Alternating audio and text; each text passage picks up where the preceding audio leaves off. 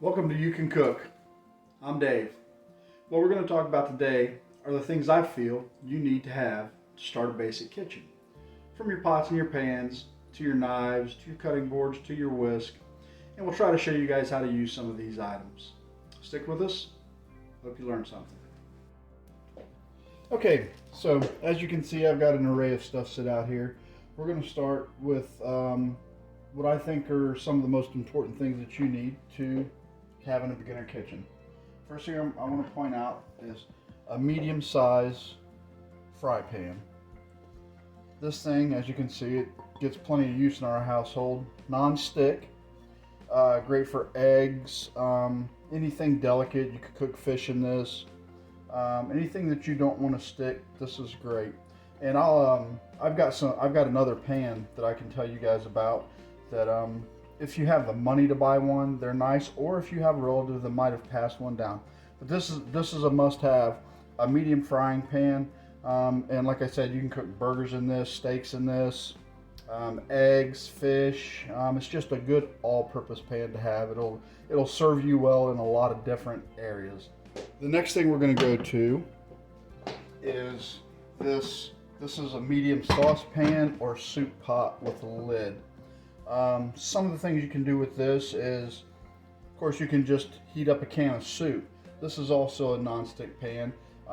As you can see, this one's not quite as used. I have a bigger vessel that I use because when I make soups, I usually make them in pretty big quantities. So I have a larger vessel that I can show you guys in a further video. But this is just to get us started. This thing, you can boil eggs, warm up soup, make sauces, make mac and cheese, all kinds of different uses. Again, this has multiple different uses to get you going. It's a really great pot for almost anything. All right, let's go next. Let's go to this one here. This is a trivet.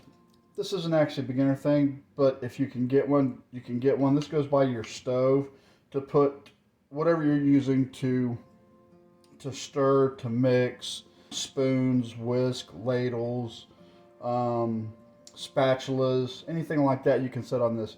Now, if you don't want to go buy one of these, you can use a plate or a saucer, but you want to have one of these at the side of your stove to keep your counters from getting messy and sloppy. This is a really good thing to have. I use this every day, no matter what. All right, let's get on to basic tools.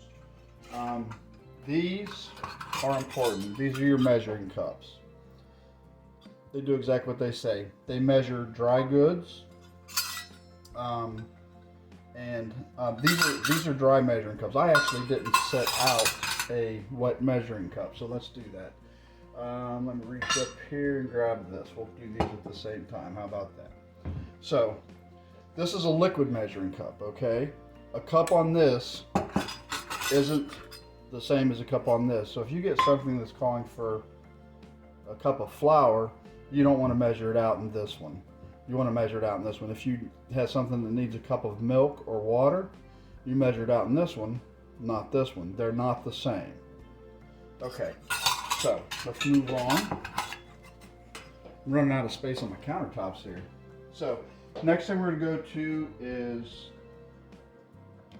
we call these tongers in my house. They're just little grippers. You can turn bacon, pancakes, you can flip hamburgers with them, hot dogs. You know, it's just great to grab onto things. This, me and my wife talked about this. She said she doesn't think this is a kitchen basic. I do. This is a latex spatula or a rubber spatula. I don't actually think it's latex. It's silicone. It's not latex. And what this does is this allows you, when you're stirring or mixing something, to get along the edges of the pot. It's a really great tool. I use this one a lot too. Can opener. You got to have a can opener in the kitchen. If you don't have a can opener in the kitchen, you're going to have a hard time opening cans. It's crazy. I know. Got to have a can opener to open cans. A whisk. You need to have a whisk. And this is pretty self-explanatory. This is to help mix things. And the main plus to a whisk is when you really get in there and start mixing stuff, this helps incorporate air into whatever you're mixing. Like if you're beating eggs, when you're beating the eggs, all these will help put some air in there. It'll make your eggs a little lighter, a little fluffier. It's a really great tool. It's a must-have in the kitchen. You have to have a whisk. I think I have 6 of these of all different sizes. I love these things. So let's get these out of the way. So next thing we're looking at, again, me and the wife argued. This, I think, for a new cook is a kitchen must-have. You don't have to buy this one, but I do think you need a meat thermometer, especially with chicken. With beef and pork, you can get away with it being a little undercooked, and that's normally fine. Chicken, you don't want to ever undercook chicken.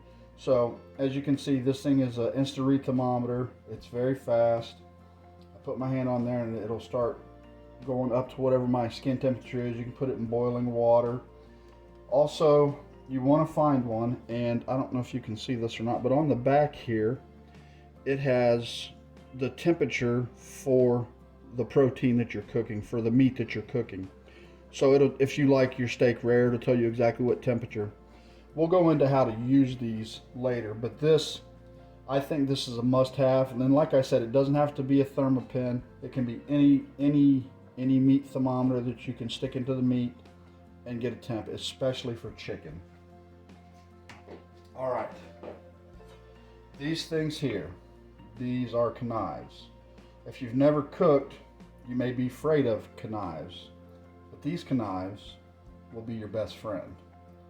I use this knife every day when I'm home, multiple times a day. If you can afford to go out and buy a full set of knives, I would go out and buy a full set of knives. If you can't, this is a must. The one thing I will say is you need to get a sharpening stone or a sharpening, it's not a sharpening rod, it's I forget what it's called. It's this right here. It's a honing rod. That's what it is. So you get a honing rod, and the thing is that a dull knife will cut you faster than a sharp knife because they're harder to use. You always want to keep your knife sharp. Before I use this every time, you can see that this thing is pretty beat up. My son got me this for Father's Day a few years back, and like I said, I use it. But you always want to hone your knives before you use it every time, and it only takes like 3 on each side. Like that, you're good to go. That'll slice a tomato like a piece of paper. It'll cut through a steak. It'll cut through a chicken. This one's strong enough that you can actually cut through small bones with it. Great things. Now this one, the smaller knife, this is called a paring knife. And what this is great for peeling, or if you want to just slice a piece off an apple, or if you have a block of cheese that you want to slice a little piece off of. This one also gets tons and tons of use in my kitchen. So those 2 knives, the chef's knife for sure, and then this paring knife, are 2 knives that I definitely think that you should have in your kitchen.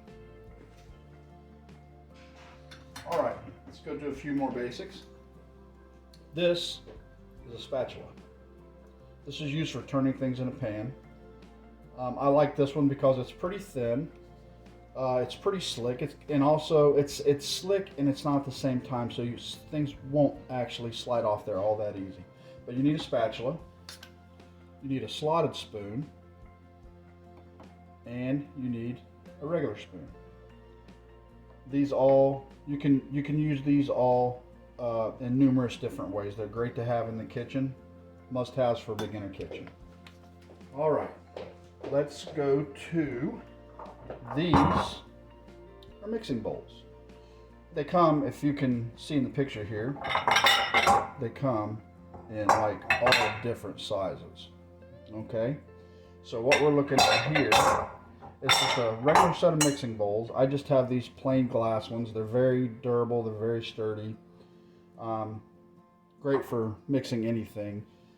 Pancake batter, you can make a salad in them. It's great for all kinds of different uses. My mind kind of went blank there, but like I I mix meat in these. I buy a mixture of 80/20 and Wagyu ground beef to make hamburgers with. And I use the bigger bowl to mix the hamburger in. So just things like that. But definitely you need a set of mixing bowls. They'll serve you well, and you'll love them.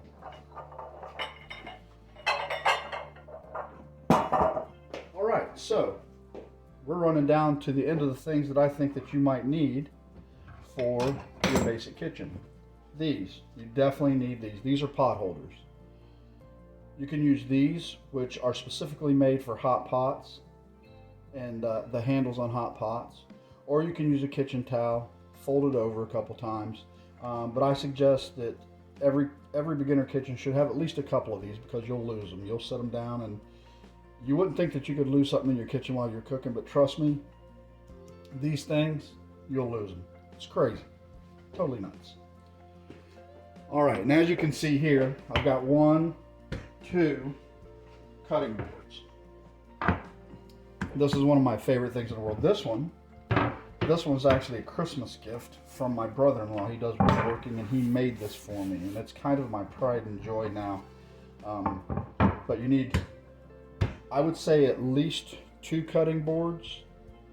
You can start with 1, but you want one for meat, and then you want one for veg. So, and you always want to keep your cutting boards clean, and we'll talk about that in a later video. All right, so let's get this out of the way. All right, so next thing we've got on the list, this is a colander or a strainer, and you will use this for straining anything.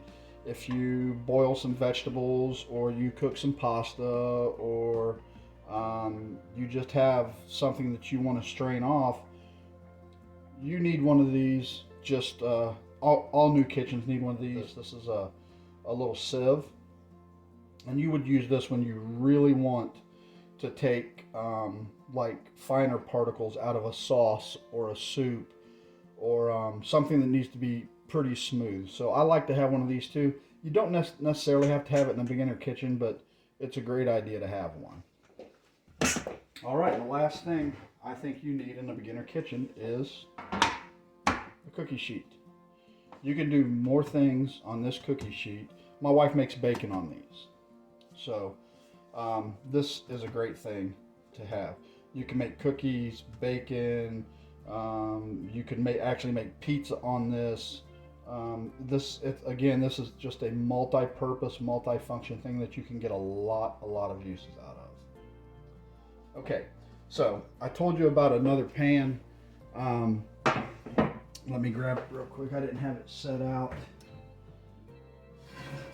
Okay, this is the mother of all skillets right here. I use this more than I use anything in my kitchen. To buy these new, they're expensive.